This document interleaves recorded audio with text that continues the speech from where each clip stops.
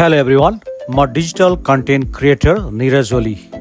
झापाको गर्मी अनि गर्मीको माउन्टेन बाइकको राइडको कथा आज म तपाईँलाई सुनाउँदैछु। आज म गएँ नाग मन्दिर, तर नाग मन्दिर जानुभन्दा अगाडि मेरो यात्रा यति कठिन थियो किनभने एकदम गर्मीले भरिएको दिन थियो। आजको राइड भने अलि अफ रोड थियो किनभने अफ रोडको राइड अर्कै किसिमको मजा हुन्छ। बगर छेउको राइड अलि मड्डी बाटो होइन, त्यसमा राइड गर्दा फेरि अलिकति स्वेटिङ पसिना बढी आउँछ र अलिकति हल्ला खल्ला ट्राफिक हुँदैन। त्यो भएर कहिलेकाहीँ चाहिँ अफ रोडको मजा नै अर्कै छ। अनि लामो राइडको थकान पछाडि साइकलबाट ओर्लेर पानी खाएँ मैले, किनभने जति बढी पानी खाए स्वास्थ्यको लागि पनि राम्रो। साइक्लिङको आफ्नै महत्त्व छ र साइक्लिङ पछाडिको पानी खाएको मजा नै अर्कै छ। फेरि वरिपरि गर्दै फेरि मेरो राइड सुरु भयो।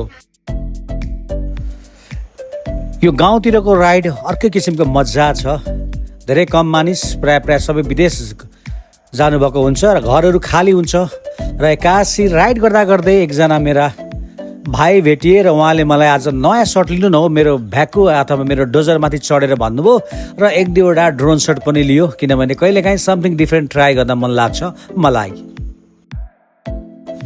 यदि तपाईँ पनि झापा वरिपरि बस्नु भएको छ र स्याटरडे सन्डे राइड गर्न चाहनुहुन्छ भने मलाई तपाईँ इनबक्स गर्न सक्नुहुन्छ या मेसेज गर्न सक्नुहुन्छ, किनभने सधैँ म नयाँ ठाउँ एक्सप्लोर गर्न चाहन्छु। त्यहाँका वातावरण हेर्दै र नयाँ ठाउँ चिनाउँदै तपाईँलाई मेरो यात्रामा अगाडि बढाउँछु।